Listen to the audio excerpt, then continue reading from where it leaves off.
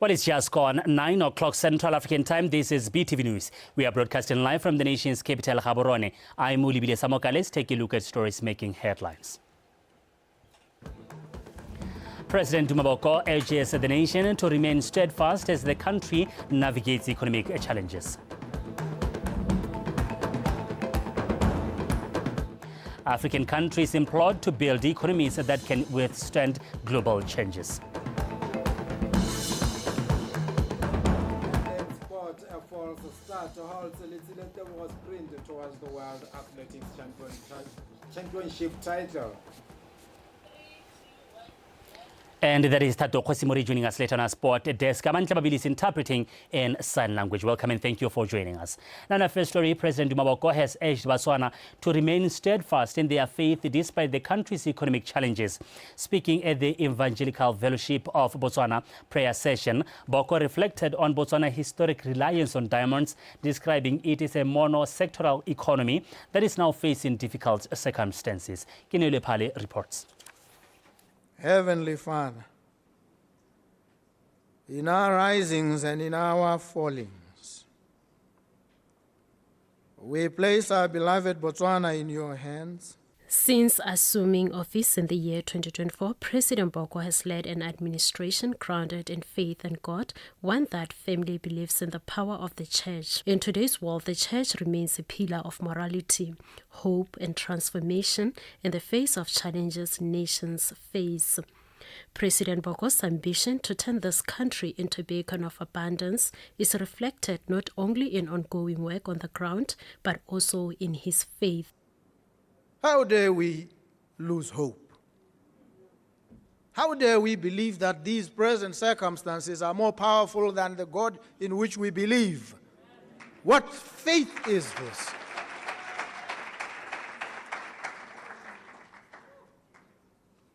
And so even in these circumstances, our faith must remain unshaken. In fact, precisely because of these circumstances, our faith must grow and become stronger.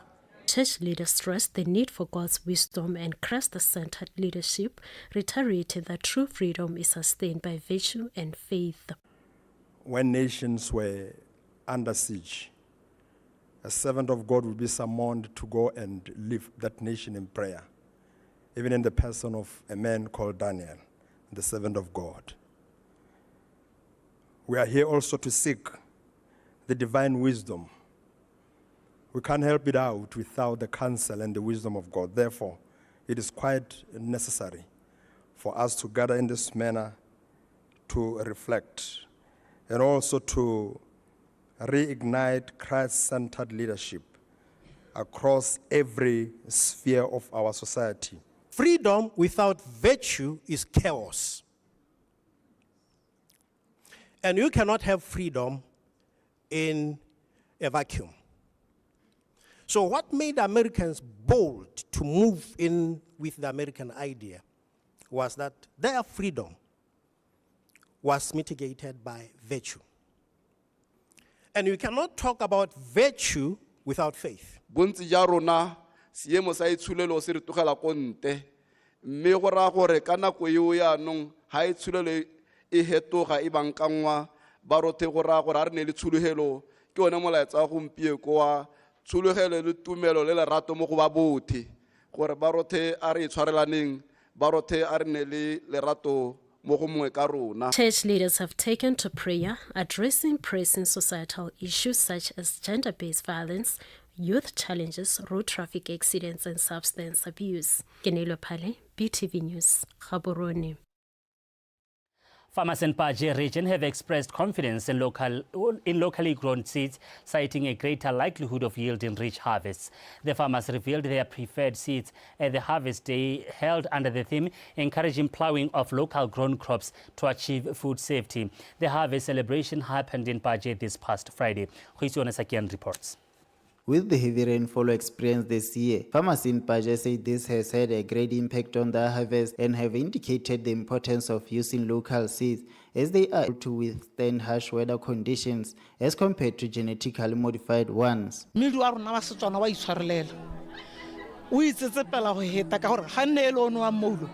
Our traditional maize is very adaptive to harsh conditions as compared to GMO and to pest until it reaches to a point where it produces crops. Unlike GMOs where we did not yield anything.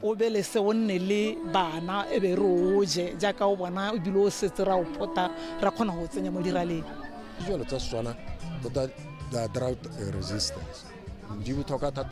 Now I would suggest traditional crops are drought resistant, and I will recommend that the government encourage farmers who still have our local seeds to plow them using the broadcasting method, at least on a 2-hectare land.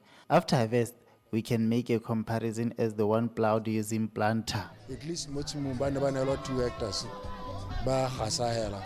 as compared to the and then we make a comparison. The use of various methods of controlling pests and weeds are some of the things that farmers indicated they have impact on the amount of yield obtained.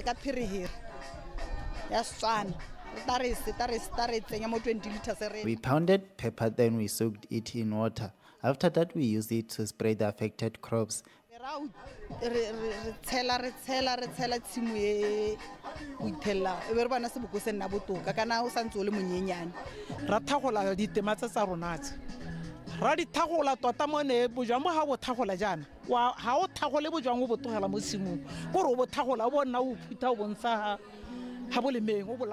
Then the damage caused by fall armyworm became minimal until we harvested. We cleared the whole weeds in our planted area and threw the weeds far away from our field. By doing so, we realized that the worm does not reach easily to our crops as they relied on the weeds as their catalyst.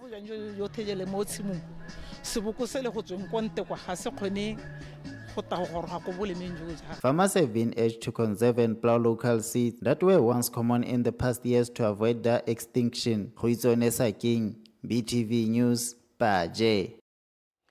Member of Parliament for Chobe Simasiku Mapulanga says of the 14 bills passed at the just ended Winter Parliament, one was the Community-Based Natural Resources Management Act of 2025, which provides a legal framework for communities to manage their local natural assets under regulated governance structures. Mapulanga made the remarks at the quarter meeting in Kachikau recently. Kialebra Iole reports. Mr. Mapulanga says community-based trusts in Chobe have been surrounded by controversies of mismanagement and that this new act comes at an appropriate time to try and iron out some issues. Molao ro tsere ra o baakanya mme molao neo re ne ra helela gore go nna le lephata kgosi le letabo le lone yano le lebaganeng le tsamaiso yotlhe ya di-trust no go tabo go na le kgota lone le kana lephata lone le letabo le tsamaisa di tsa tholego go ra re makgota otlhe a go kwadisetswa gone ko mo molao o mošao le nna ke tabo ke na dithata tsa gore ke le bitse ke le utwe ebile ke le bontshe gore nna ke eletsa gore ngwe ne re ka berekisanya ka tsela ntseng jang. Meanwhile, residents shared some issues of concern with the Member of Parliament. Na le khaya ya diphologolo tana ke pisa le dito bonoko sebogata piri itauli a re senyetsa mo ha khomo ha go ejilwe o bona 700 ba wa di lafa ba re tlhalosetse gore tsa 700 yo di khomo tsa 700 di rekwa ka ha a bone ba di reke ba di tise reka license mo wildlife a gona go re tshwarante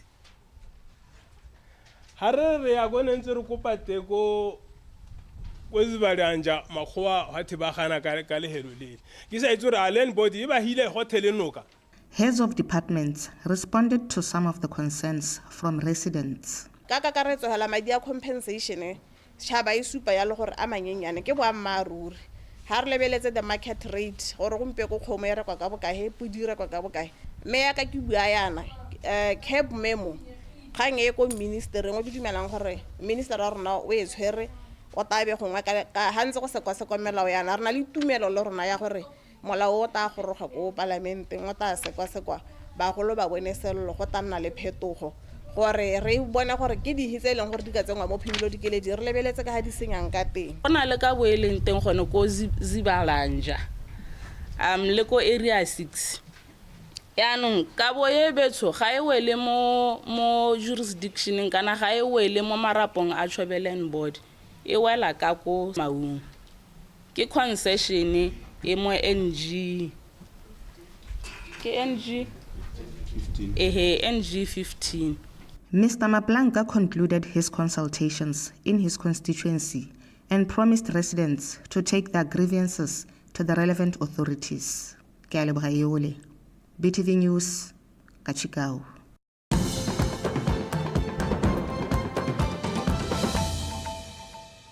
You are still watching BTV News. Thank you for staying with us. Now, moving on, the International Monetary Fund recommends for the African countries, including Botswana, to apply sectoral balance and diversify from dependence on single commodities for more economic resilience and to provide a cushion from external global price shocks. The African Department Director of the International Monetary Fund, Abib Silasi, tabled the recommendation during the SADC Governors Symposium in Gaborone on Friday. Kiletleletswe Somalakai compiled this report. Over the years, African countries have discussed diversification, but tangible progress varies. Despite ambitious plans, many nations still struggle to shift from traditional industries. Countries like Botswana are broadly vulnerable to external shocks due to dependence on diamonds, hence the need for the country to create favorable environment which supports economic diversification. Commodity dependence without adequate buffers is dangerous. When prices fall, the absence of fiscal and external cushions can turn a terms of trade shock into a full-blown economic crisis. To avoid such outcomes, resource-rich countries must diversify, establish credible fiscal rules, and maintain stabilization funds that can be drawn upon in bad times. If these cautionary tales that I've cited provide helpful warnings about potential dangers of inaction, there are also success stories that offer much hope. Chile, whose dependence on copper once mirrored Botswana's reliance on diamonds, has diversified into agriculture, aquaculture, and industrial services. Being intentional about the private sector participation and allowing it to build competitive value chains to diversify is said to be key to any form of progress. It should be about procuring that also involves innovation that would be helpful. I know the examples of countries like the USA in terms of weapons procurement might not be a good one, but that public procurement does also generate other private sector elements that also benefit consumers and our industry building ultimately. It remains critical for these countries to ensure that economic stability is supported by structural reforms necessary for economic growth and resilient governance. Bank of Botswana has done so well in its 50-year history in managing trade-offs and making sure that the decisions that are taken in the short term will not compromise the long-term stability of the Botswana economy.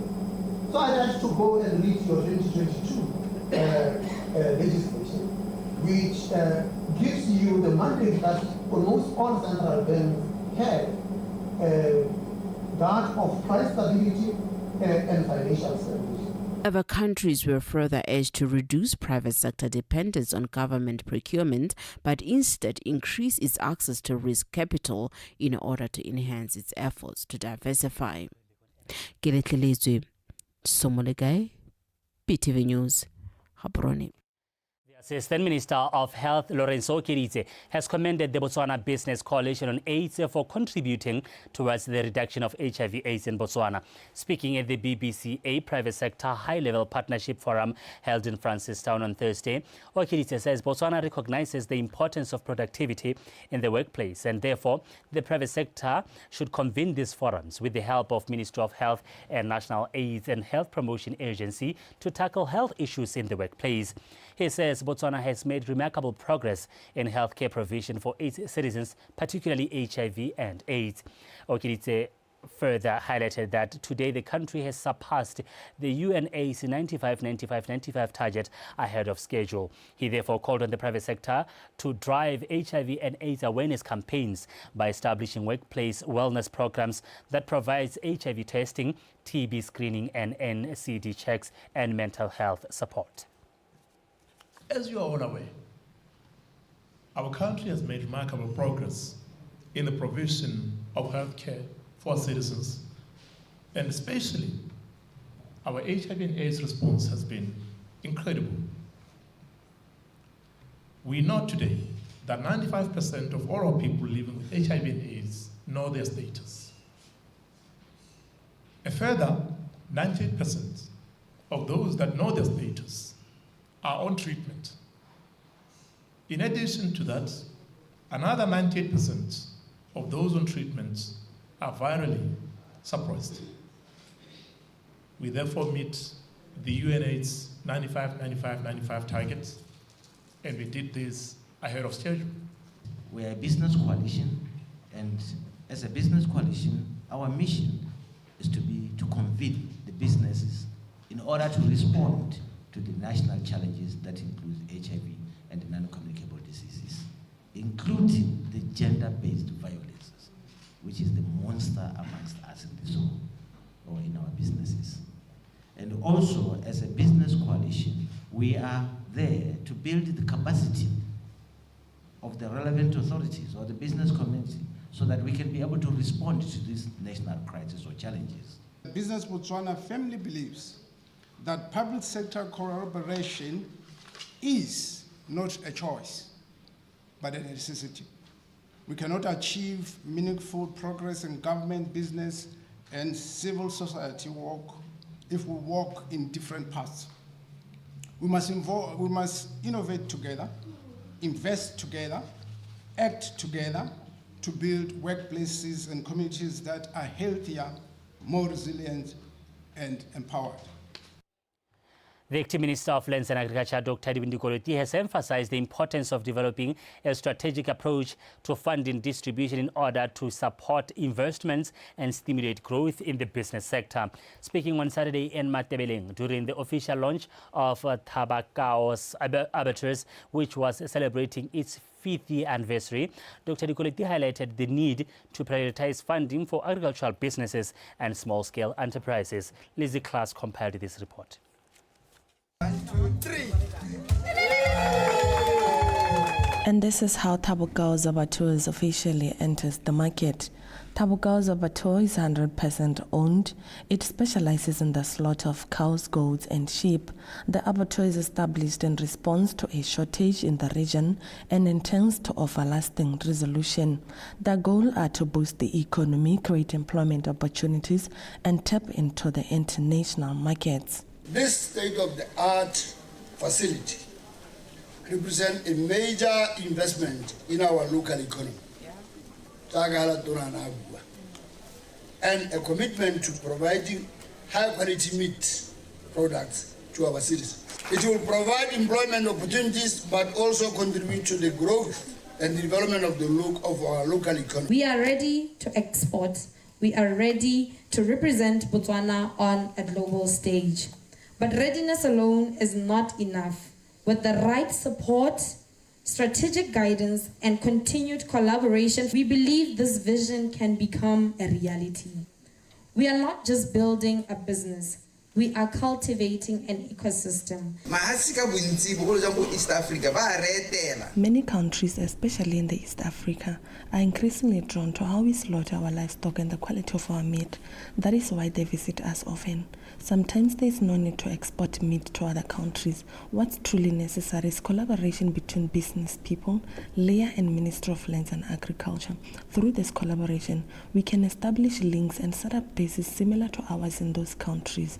From there, meat can be supplied locally through those. We need to that market very good numbers. Ms. Moyeng encouraged business owners to engage directly with government officials to obtain first-hand information on how to run and grow their businesses, sharing that she was able to succeed with the support and guidance of business experts from the local enterprise authority. There's an important government department called LEA. They can assist you with the skills and knowledge needed to run a business, including all necessary procedures required for your business to become fully fledged and operational without any fail. Tabokaos is a living example of the mandate Yalia in action and the direct contribution to Botswana's economic transformation agenda. Economic diversification beyond minerals, the private sector should lead the economy. Minister Dikoloti announced that a new initiative called Aditsale will soon be launched, aimed at increasing local livestock productivity. He emphasized that this initiative will support and sustain the missions of businesses like Tabokao's abattoir, ensuring continued growth and impact in the livestock and meat production sectors. Lizzie Class, BTV News, Matebele. Well, it is time for sport news. Tato Khosimori on standby.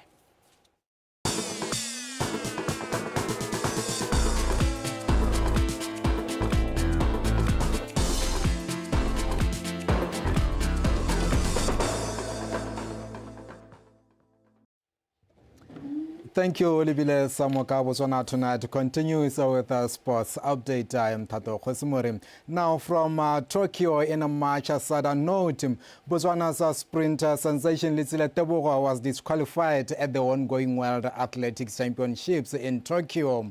The 200-meter Olympic champion saw his dream of a world 100-meter crown vanish in dramatic fashion after he registered a false start in the men's final and was shown a red card. Under World Athletics rules, any movement before the gun means instant disqualification, thus ending Tebogo's race before it even began. With Tebogo out, Jamaica's Oblique Seville stormed to gold in a blistering 9.77 seconds. His teammate Kishane Thompson took silver, and America's Noah Lyles had to settle for bronze. On the women's side, the United States' Melissa Jefferson Wooden delivered a champion record of 10.61 seconds to claim the 100-meter crown. And coming back home with football news, defending champions Gaborone United have climbed to the top of the FNB Premiership standing after a hard-fought 2-0 victory over Police 11 in the league's Week 4 clash played yesterday at Gaborone United Stadium. Khomzo Sefako reports. Gaborone United came into the match riding a wave of momentum, having already secured 2 wins and a draw from their opening 3 fixtures. Police 11, on the other hand, were searching for their first win of the season, following 2 draws and a defeat. The hosts looked dangerous earlier on, with Hadona Khamanyane testing Lesogo King in the 20th minute, although his powerful strike was pared away by the allied Police goalkeeper. The Money Machine continued to mount pressure on the Jungle Kings, which 6-8 tries threatening to break the deadlock, but Bosekeng stood tall to keep the scoreline level at halftime. After the break, Moyaholele picked up where they left off, launching wave after wave of attack. Bosekeng continued to impress between the posts, pulling off a string of superb saves.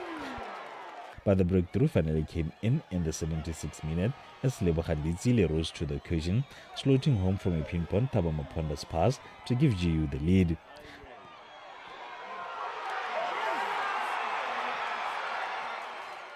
Police attempted to respond, but their efforts lacked precision in the final third. And with just 3 minutes left on the clock, Umpile Rambaji sealed the win, firing in GU second to secure all the 3 points.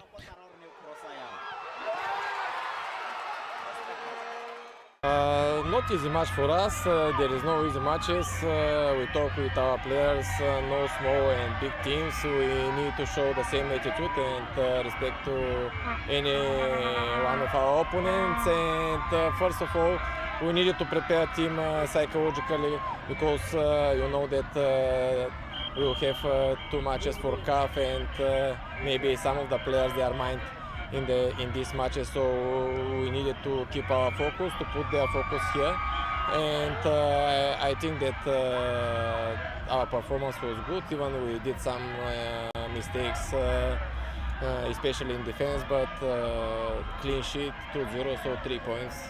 We played well, we'll take the positives and move on, Actually, I think we lost the game, especially on the duels. I think we lost a lot of duels. These guys, they were bullying us in terms of physicality. And also, I think the experience today, it counted a lot. I think maybe we defended a lot today, and we're doing well the first half, and actually in the 65th minute, that's when we started to crumble. But I think maybe it was just a bit of intensity of GU. I think they took the intensity up, and we couldn't manage the game. But I think all in all, we did well. These boys, they lack experience, but I'm impressed with their performance, and I think we'll be okay. The victory sees Gaborone sitting comfortably at the summit of the FNB Premiership with 10 points, while Police 11 remain winless in 14th place on just 2 points. Khomotso Sefako, PTV Sport, Gaborone. And lastly, still with football, in a match played at Lekidi West in Gaborone on Saturday, Taung Strikers Football Club played to a goalless draw against Tlokwe United in the opening week of the National First Division South League. So far, Malepa reports. The National First Division South League features got underway on Saturday afternoon across several venues in the southern region. Among the opening clashes was Taung Strikers hosting Tlokwe United. In the first half, both teams came out with high intensity, trading chances in a fast-paced contest. Despite their efforts, neither side managed to find the back of the net, and they headed into the break locked in a goalless stalemate. The second half saw more of the same, with both sides pressing and probing, but the deadlock remained unbroken. The match concluded in a goalless draw, with each team walking away with a point. We just came here to start the league, not to win the game. We just came here to start the league, but we just wanted to make sure we don't lose. At least if we are happy about the point that we took from TU, looking at the fact that TU is a very big team, more first division. We just bought a status from Taung Strikers, Haris Rishenchilina from being Gilport Lions. We are Gilport Lions, Ridrisalina la Taung Strikers Swanano. But hela intention is to settle more first division. It's an away game. We wanted to go all out, but looking at the fact that we are having a completely new team, it's a good point away from home. Last season we wanted to go into the top 8 to qualify for the FA Cup. We got number 6, so this season we want to do better. At least top 4. In other First Division South League fixtures played on Saturday, Tamaga Shooting Stars also played to a goalless draw against Johnny Stars. Notwane FC were also held to a goalless draw by newly promoted Major Tigers. On the other hand, Setseng United began their First Division campaign with a 2-1 loss to Dinare FC, while Security Systems, who were recently relegated from the FNB Premiership, began their life in the First Division with a 2-0 victory over Holy Ghost. Union Flamingo Santos, another side relegated to the First Division last season, suffered a narrow 1-0 defeat against Presence 11. Tsagofatso Malepa, PTV Sport, Gaborone. Well, that's how we wrap up Botswana Tonight Sports Update this Sunday evening. Thank you very much for the privilege of your time. Before we part ways, a reminder of our top stories. President Dumaboko urges the nation to remain steadfast as the country navigates economic challenges. African countries implored to build economies that can withstand global challenges.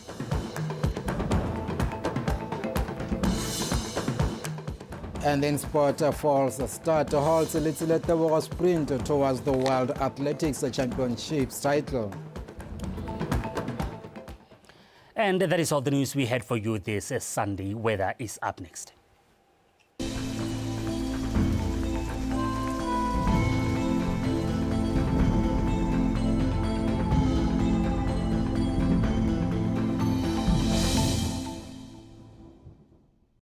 Good evening and welcome to tonight's weather forecast brought to you by Samuel Ramotont.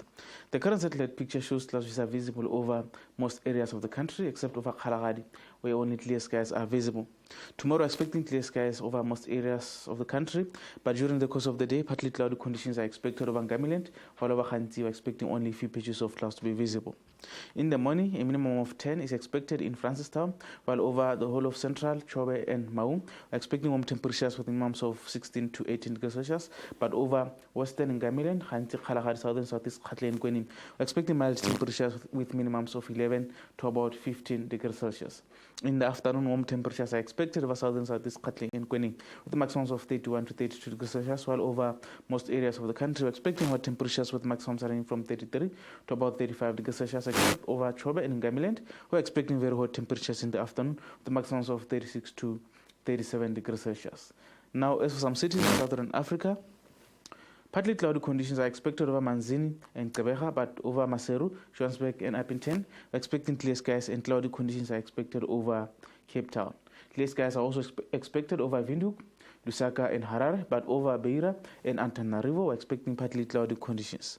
Partly cloudy conditions are also expected over Blantyre, Dar es Salaam, Luanda and Kinshasa. That's the weather forecast. Have yourself a good night.